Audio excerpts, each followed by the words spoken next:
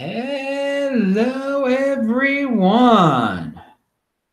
This is Adam Meister, the Bitcoin Meister, the Disrupt Meister.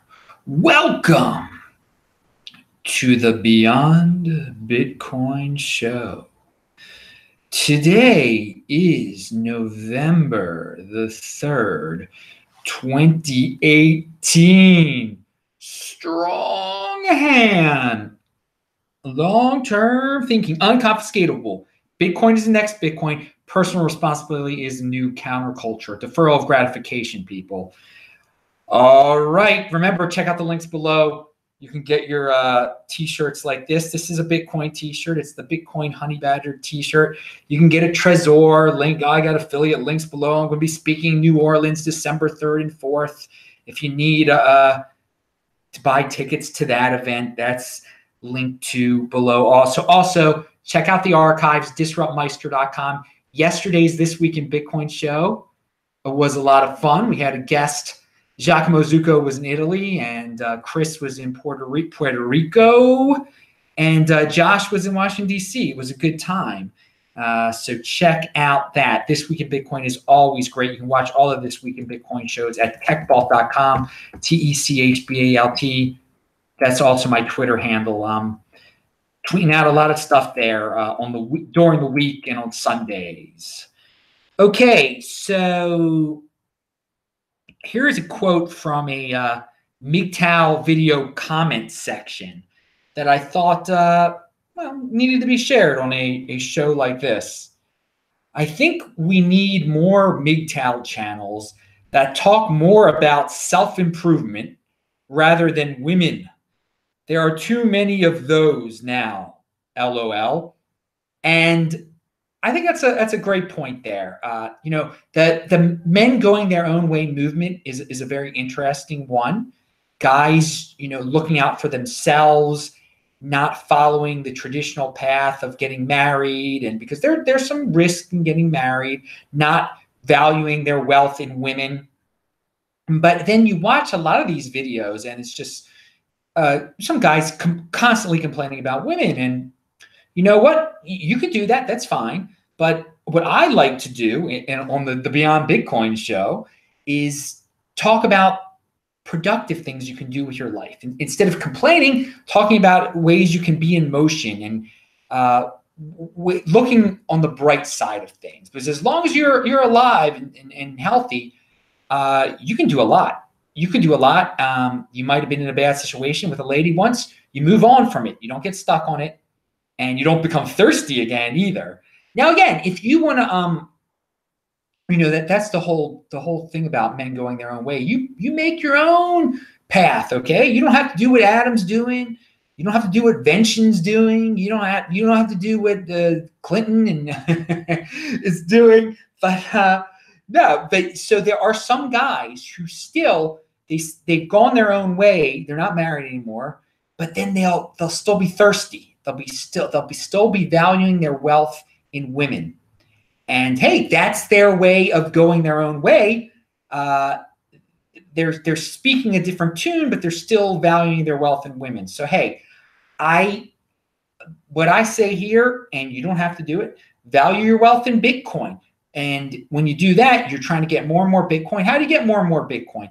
By being positive, by being productive, by creating new businesses, by just being creative, and learning about Bitcoin, learning about cryptocurrency. These are self-improvements. When you're learning and you're creating, you're improving yourself. Now, when you're worrying and complaining and looking for scapegoats, that's kind of a waste of your time. And looking for conspiracies, that's a waste of your time. So I like the Mgtow Money channel. That guy's always talking about, how to improve, how to make money. And I don't agree with him on everything either. But and again, there's a lot of good philosophies. I mean, if you want to learn about the genetics, some of the psychology behind women and men relations, that's good too. You're learning. So again, go your own way. Decide how you're going to go about it. But I would recommend don't be thirsty anymore, dudes. Don't be thirsty, because when even in the Bitcoin space, they're guys, and they'll just throw away. they'll send money to women just to get noticed, and you're being used, man. Don't throw away your money on anything. Don't throw away your money on anything. How about that? How about that? Let's not talk women and men here. Don't toss. I mean, there are plenty of people out there that will give you attention. If you send them $10, they'll say your name, and then some guys get a thrill out of that. Come on, guys, don't value your wealth, value your life differently than that. Because again, I mean, if you're like a millionaire, then I guess, yeah, whatever. Do your thing. Just send $10 to some lady to say your name on a video. But otherwise, think about the concept of being thirsty for women and putting them on pedestals, putting their well-being over your own well-being. I mean, and again, self-improvement, whether you're a man or you're a woman watching this. All right, pound that freaking like button. So, and you know, it's, no, I was going to mention Sandman, and you know, there's different types of Mgtow videos out there. The Sandman ones are definitely for entertainment purposes mostly. I'll leave it at that. Then you got a guy like Thinking Ape. I mean, it's about thinking. It's about philosophy. At the same time, you know, he gets himself into situations. He's gotten himself into bad financial situations. I mean, he's admitted it. So he's not 100% looking out for himself. I mean, personal responsibility there, Thinking Ape, personal responsibility. And anyway, but he stands for something. He's not about, you know, appealing to the masses. He's definitely not about appealing to the masses. But you can still be economically productive without appealing to the masses. There are ways of doing it. Use your head. And Vention Mgtow just sent $5 in super chat. Say my name, Adam. Well, I said your name, Vention. No, he's joking around. He is joking around, and I appreciate the contribution. And you know what?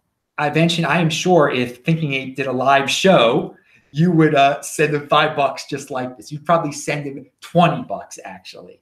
And if Thinking Ape happens to be watching this, you can still be philosophically awesome and not be Sandman entertainment type of stuff, and do a live show, and you'll be able to get some of your revenue that way.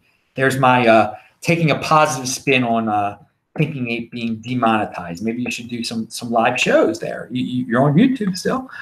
Okay, CNBC has an article out there. Housing costs rise. Many people are falling behind on other bills.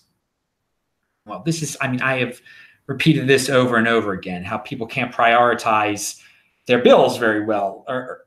More than 30% of renters feel insecurity about food, as do 19% of homeowners in this Urban Institute study. And they also go on to say financial stress visits renters more than homeowners. Okay, let's address something here. I mean, the first thing is the food concerns. Feel insecurity about food? I mean, are you, that should be your number one priority there. I mean, shelter and food. Okay. Now, if your rent is high, there are many organizations out there that give out free food.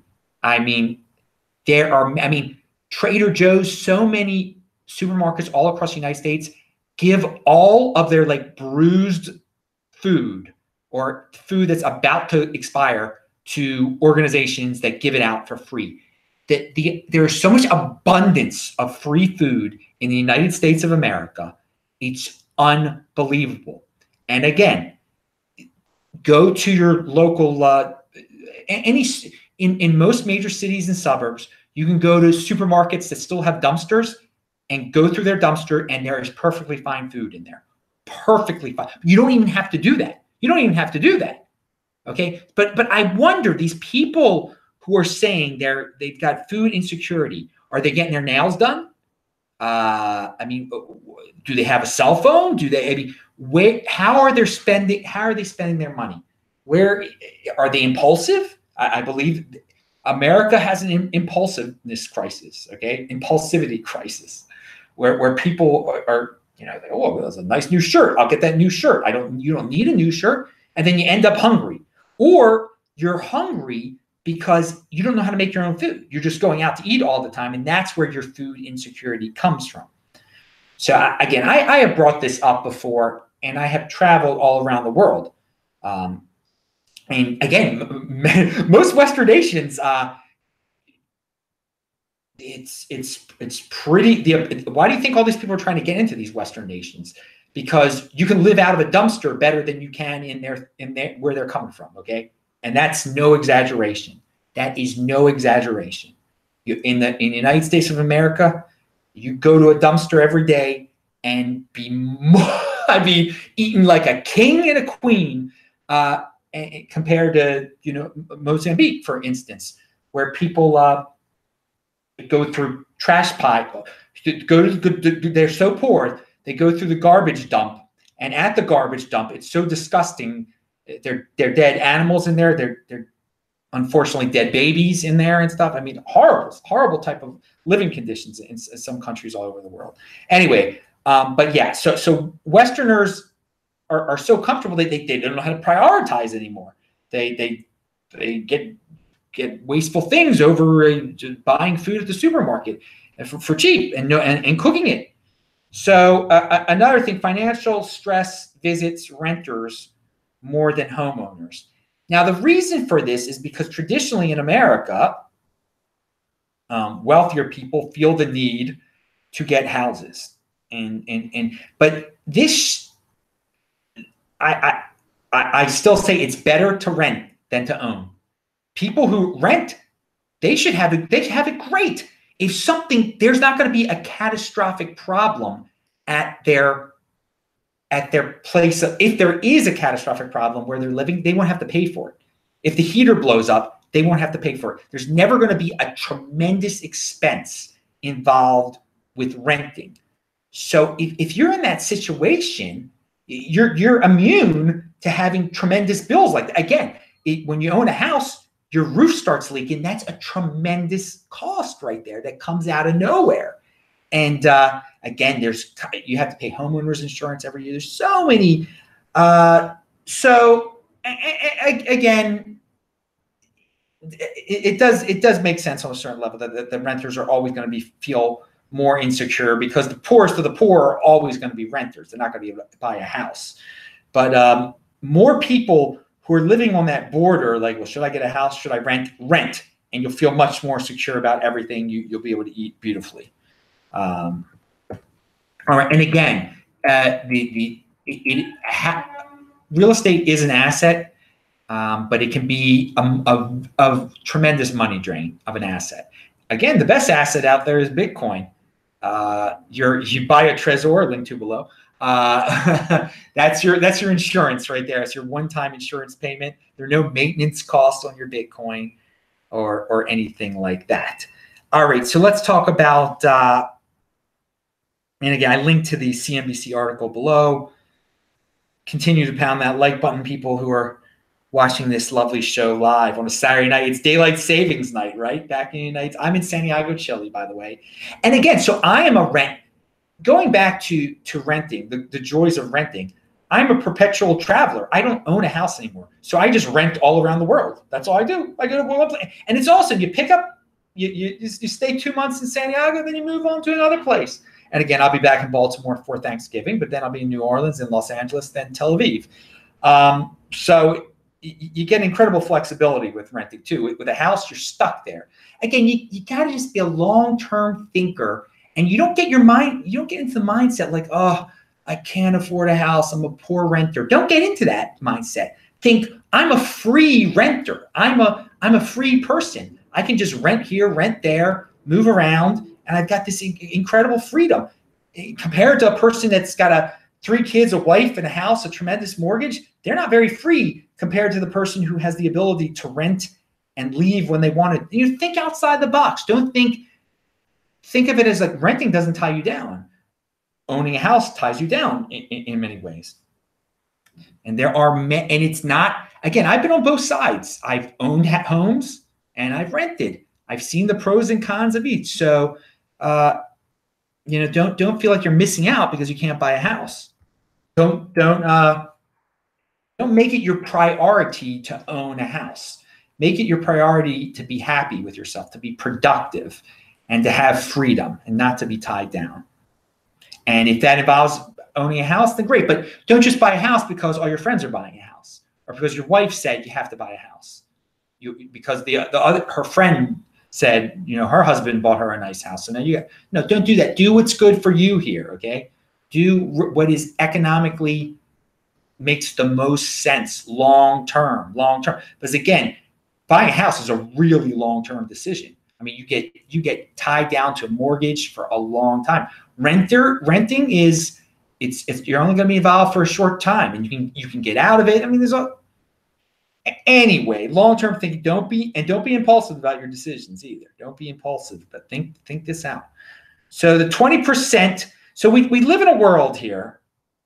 We've talked about the 20%ers who produce a lot, and the 80%ers who do not produce very much, and the 20%ers tend to think a little more and are into long-term thinking. And anyway, so the 20%ers will keep on striving and producing.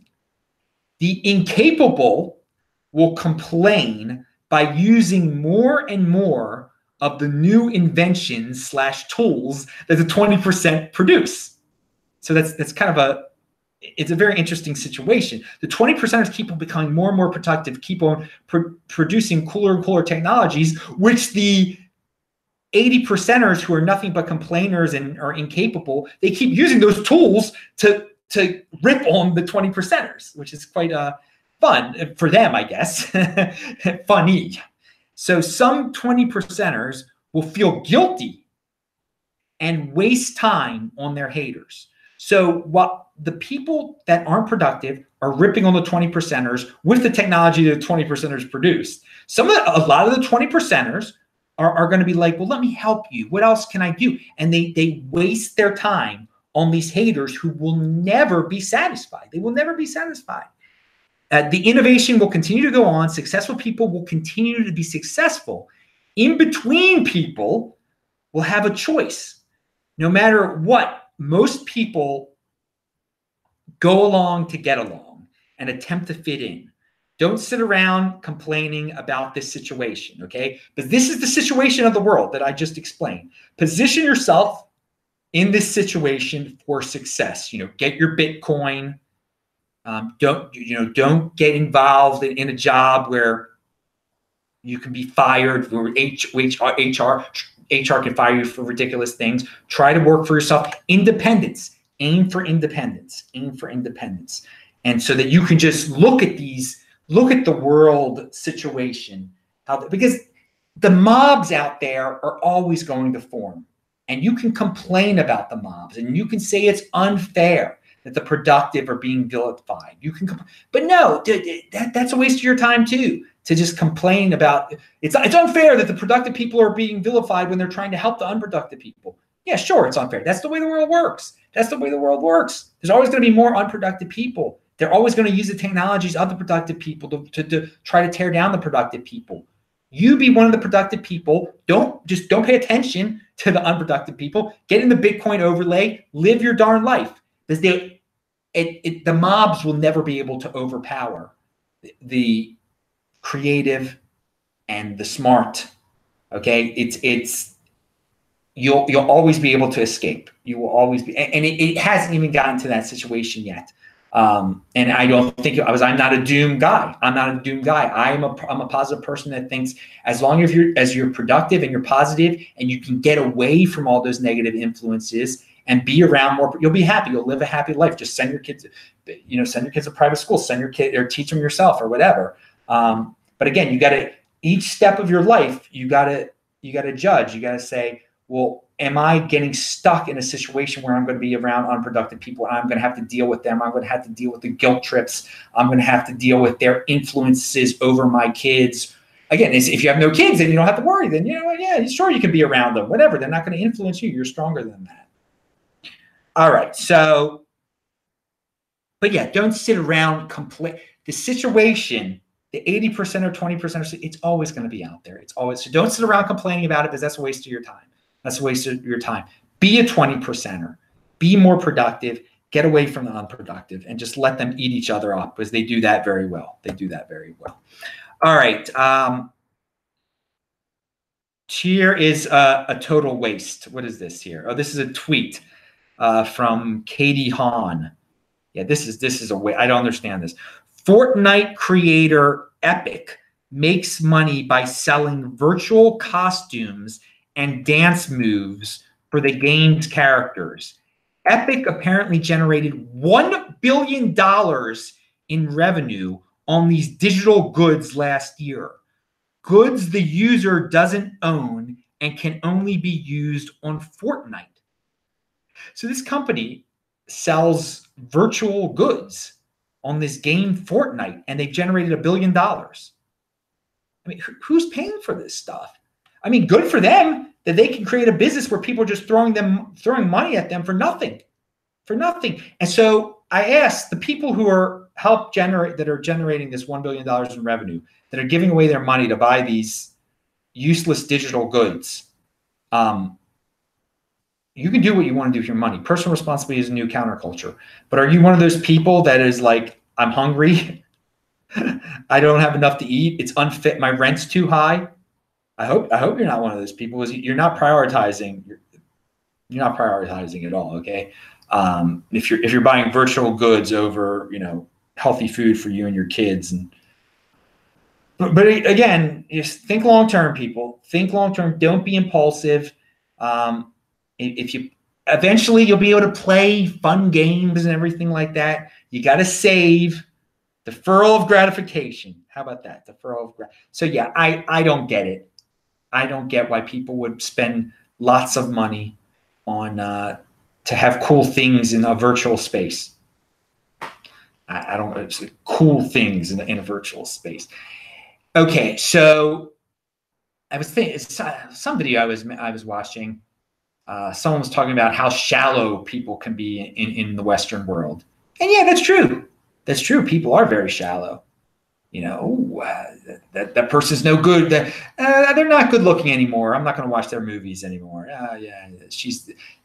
Again, people are very superficial, very shallow, and hey, that's the way of the world. What I recommend is to always think anti-shallow. Think anti-shallow. Think about that. That's when you're in a situation and you start to judge something by its looks, or if it's fancy and loud and trendy, think to yourself, am I being shallow here? What do I like this for superficial reasons only? Let me get my anti-shallow hat on here. So, I mean, we can all be drawn into situations by pretty faces, and you just got to be careful. You got to be careful out there, because if you're judging people in shallow ways, you're just going to become shallow, and it's just you get flushed down the toilet eventually. Improve that head. Don't try to fit in to this the shallow mentality that is out there. It's overrated. Fitting in is overrated, and there are plenty of people. If you can look on the internet, you can befriend them on the internet.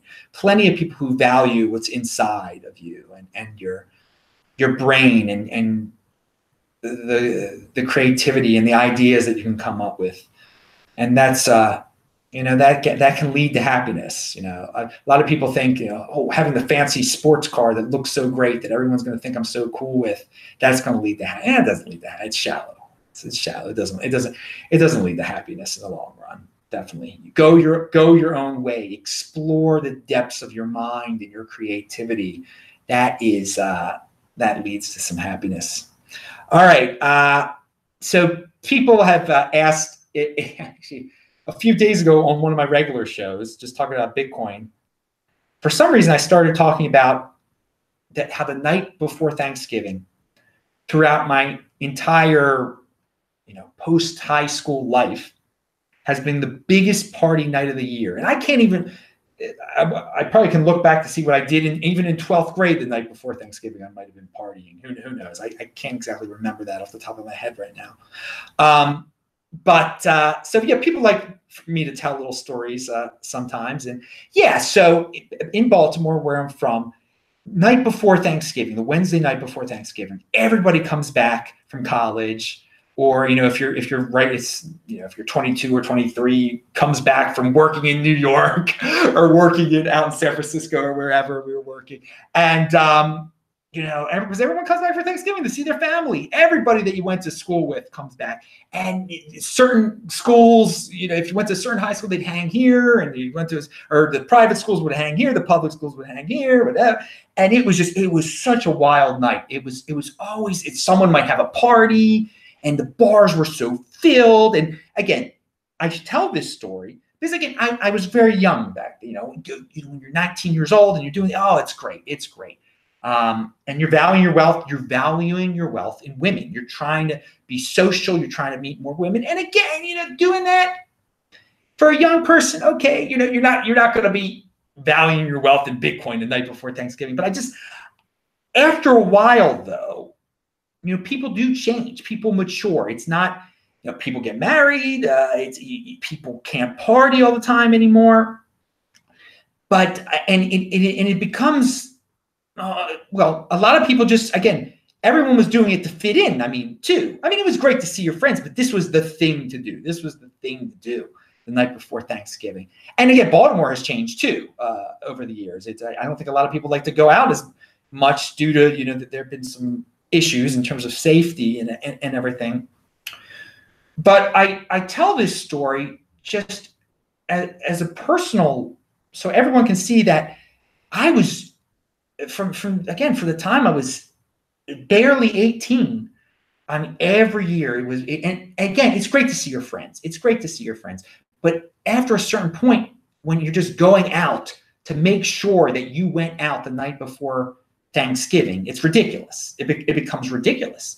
But even last year, last year, I went out the night before Thanksgiving, and I was just like, why am I even doing this? Why am I even doing this? So even, so you got to think to yourself, am I just doing this because this is the thing I always did? This is it's almost like I'm trying to fit in, but there was like no one left. What's there to fit into anymore? You're an adult.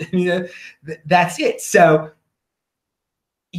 sometimes you get stuck in something social. You don't even know why you're doing it anymore. Why are you doing this? Why do it anymore? There's no point in doing it. I don't drink. I don't value my wealth, and I'm not trying to meet any women or anything anymore. Again, I've met plenty of women doing that, and it's not the thing.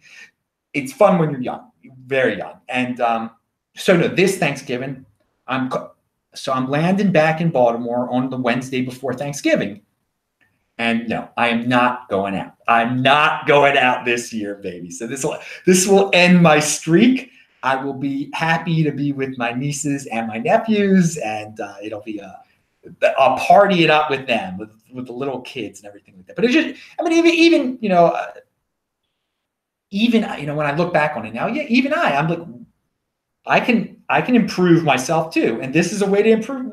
There's no point in going out the night. What's the point of going out the night before Thanksgiving now? There's no point. I can hang out with my friend. I call my friend on the phone or whatever like that. We can hang out on Friday or Saturday afternoon or this or that.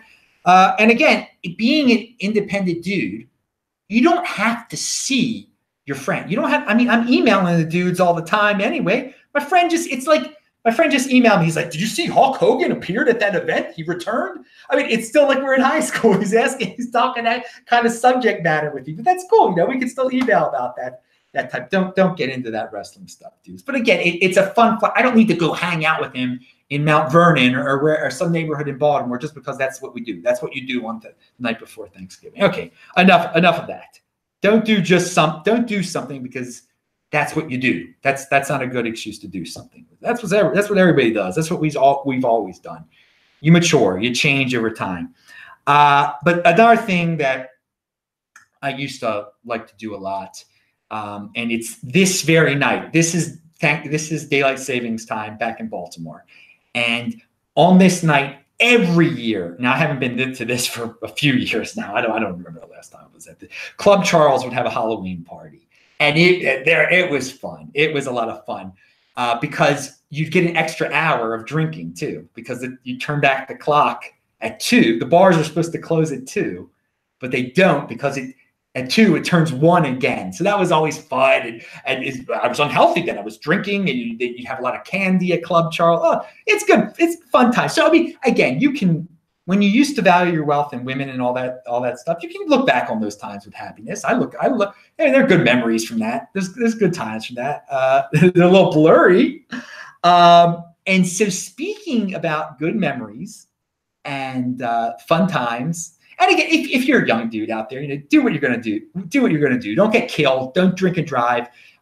Both those nights in Baltimore are big drinking and driving nights. And on Halloween night, they really do crack down. That's one of the few nights in Baltimore they actually try to stop people from drinking and driving. Otherwise, I mean, you're driving on 695, 795, you're driving on the highways in Baltimore every single weekend night. Everybody's drunk. Everybody's drunk. And the police, everybody knows it. And I'm not encouraging people to do that kind of thing. This is very, very irresponsible. It's very irresponsible because you can kill someone. But no, that's just the way it is. But be careful on Halloween. Well, it's past tonight if you're out there. Oh, right. And again, I'm not saying don't go out, people. Don't, once you reach a certain age, you shouldn't go out anymore. No, you go out with your friends. Now, don't go out with your friends, blow $100 on drinks and food and say, I'm poor. No, if you can't afford it, don't do it just to fit in and all that. It's ridiculous. But so many people do that. It's another big point because they have to do it. Everyone else is partying. I got to party too. And it's like at all costs, I must party. That's such a misallocation of funds. And that's why you end up poor. You end up in that survey saying you're hungry or something. I don't know. All right. So where's it? Oh, yeah. There's a lot of, people are talking about censorship. We should censor this person. YouTube isn't letting this person talk, isn't letting this prerogative be out there. I am a person who believes that all of the most hateful, insane voices out there should be allowed to speak. So people who are into that kind of stuff just waste their time and aren't productive and just, keep on following these conspiracies and whatnot and just waste their time away and get stuck in those rabbit holes, and they're unproductive. So the productive people become more productive because there's less people to compete with. So, and then the people who get fooled into listening to these people that with the crazy conspiracies and the blamers and the scapegoaters, some people will be like, this philosophy is so bad. I'm so glad that I can see how bad. I'm not going to waste a moment more on this ludicrous philosophy. So let the ludicrous philosophy see the light of day. The smart people will run away from them. The productive people will run away with them. And the unproductive people will just become more unproductive, more bitter. Let them rot. Let them. It's their personal responsibility. They want to let that be there for them. Okay? If people want to but I'm going to tell you, if you let all those crazies out there talk about it, there will be people who would have been very curious about it, who would have wasted a lot of time on it had it been banned. But now that it's not banned and it's out there, they get it out of their system and they can move on. So exposing these ridiculous theories to the light of day, it's great because people can get out of their system that quick. And the people who are just naturally unproductive, they can go down that hole and get stuck there. Bye-bye. We don't need you. We'll be more productive here. It's your choice. Good luck.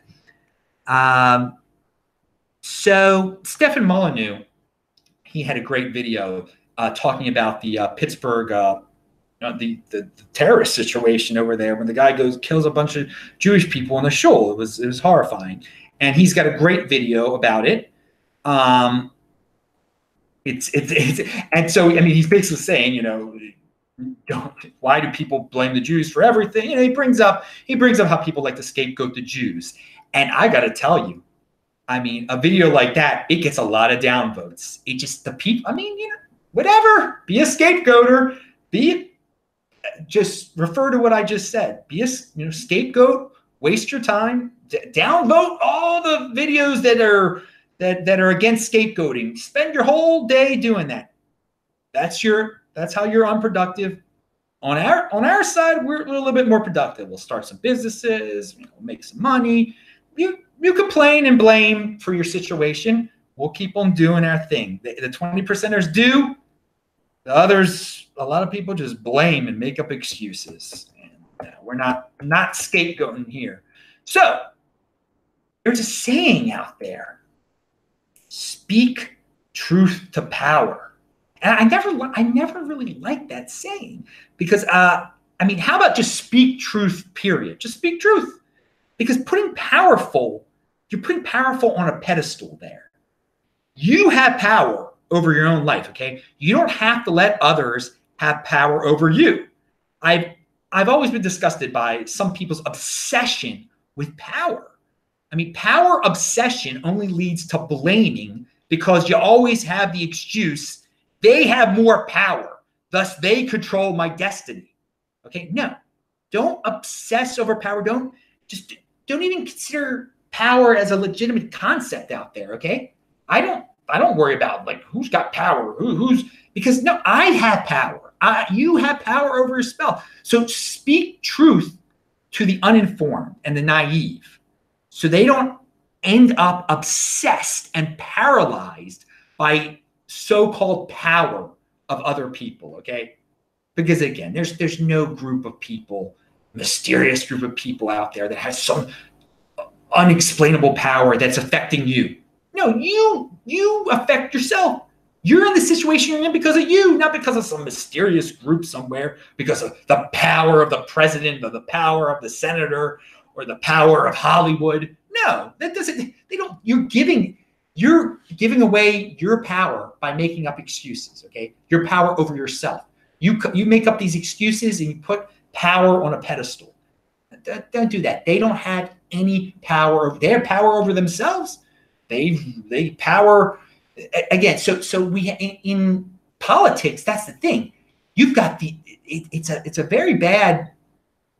bad space to get into, because so many people are just there for the quest of power. They want to have power over other people. They want people to be helpless, and helpless people will blame other people, and they'll say, no, we'll take care of you, helpless person. And they get a joy out of that because they think they have power over that helpless person, because in effect they do, because that helpless person is giving it up to them.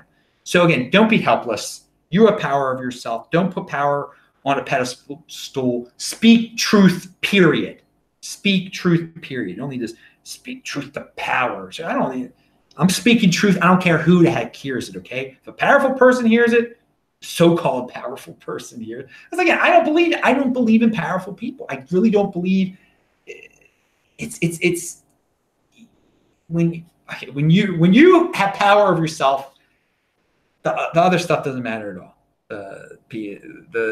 The people, I feel bad for the people who want other people to solve their problems, because no one's going to solve your problems but yourself.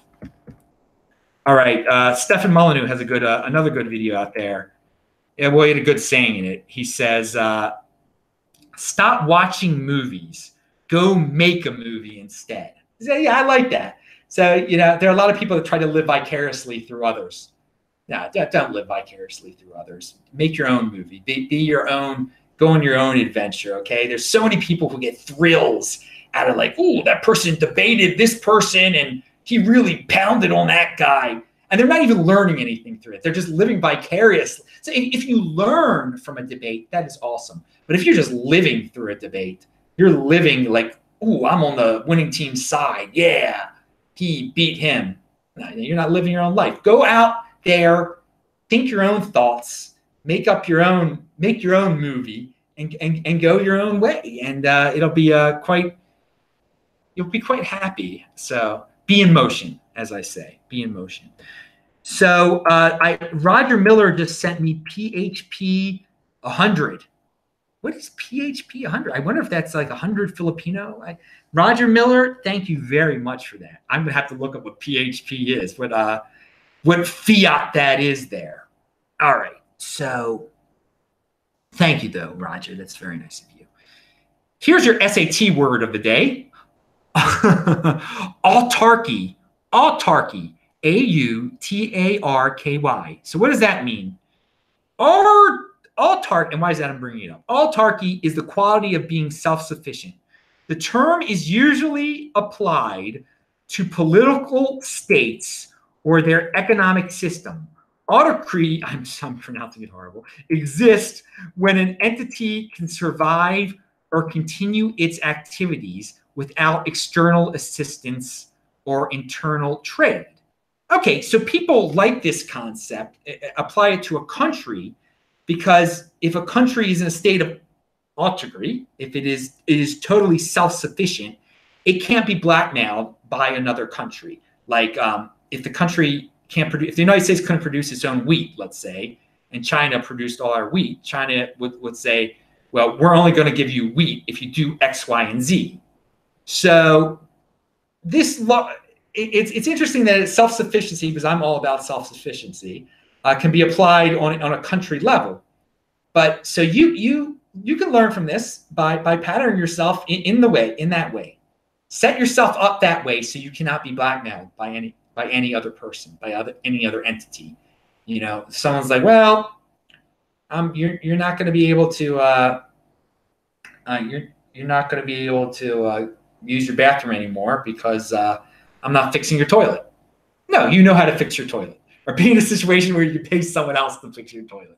I don't know. That was a bad comparison. I was just thinking of like the worst type of situation to be in your house or in this apartment. Like, you're not allowed to use the toilet anymore, Adam. Your own toilet. Oh, God. Don't get yourself in that situation. Okay. Another. So yeah, that's your SAT word of the day. Yeah, look, it's linked to below. Pound the freaking like button. Don't be blackmailed. Don't get into situations. So something I recommend is live in 2 different countries. And of course, if you're living in 2 different countries, you don't have to care about fiat very much. You're valuing your wealth in Bitcoin, right? Yeah, who cares? You pay shekels in Israel. You use dollars in the USA. But hey, I got my Bitcoin anyway. That's what I care about. But no, if you live in 2 different countries, you're less likely to put government officials on a pedestal or care about politicians or care about politics very much. And you learn so much by being in at least 2, and you don't have to be a citizen of both countries. You could, again, this is an amazing world we live in. You can live in 2 different countries with still being a citizen of one country. And again, I'm not saying you can live in a country for 2 months and then in the other country for the other 10 months, okay? The people who do this, and I'm one of them, are just become so much less of statist, okay? They just totally leave statism behind because you just don't have that like blind loyalty to a country anymore if you're diversifying in countries. And you just become more of an individual. And because you're living, it's just natural, trust me. Try to do it, try to experiment. And again, individualism you have to work toward. Collectivism is the default. So yeah, the default is just to live in one country all the time. Stay in that one country all the time. And you become more and more of a collectivist. Most people will become more and more of a collectivist that way. If you put yourself in a position, and I'm not saying it's easy to do, but you put yourself in a position where you're living in 2, 3, 4 different countries, or you're traveling around the world constantly, you're going to become much more independent, much more of an individual. And I think it's good. It's been very good to me. I'm not complaining. So I hear something I wanted to say about memories, because I have referred to my Halloween memories and my Thanksgiving memories.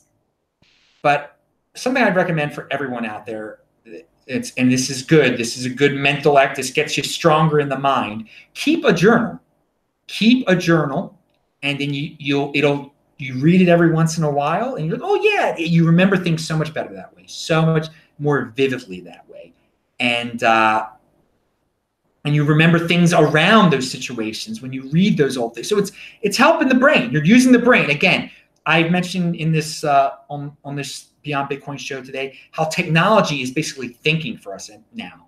Like people drive, they don't even know where they're going in their own city anymore because it's a GPS is telling them to go. When you journal, when you write every single day in your journal, I mean, you're using your head, you remember, and then when you read it, you're remembering things. It's great. It brings, and again, it's another, in this day and age where people are being sued for, or are being blackmailed about things that happened 35 years ago that they can't remember. Well, there you go. You've got something written down from that day. Like, hey, look, I've been keeping a journal for 20 years or 10 years, 5 years. This is what happened that day. And I keep, well, I guess you can tell by now, I have been keeping a journal since the first day of 12th grade, actually, since the first day of 12th grade. Now, of course, I'm not telling you how long ago that was, but it wasn't that recent, no, was it? But yeah, and I haven't read some of it for quite some time. And you just see how much you've changed over time. The things that you used to think were a big deal are not a big deal anymore, again. And a lot of that has to always do with the opposite sex, definitely.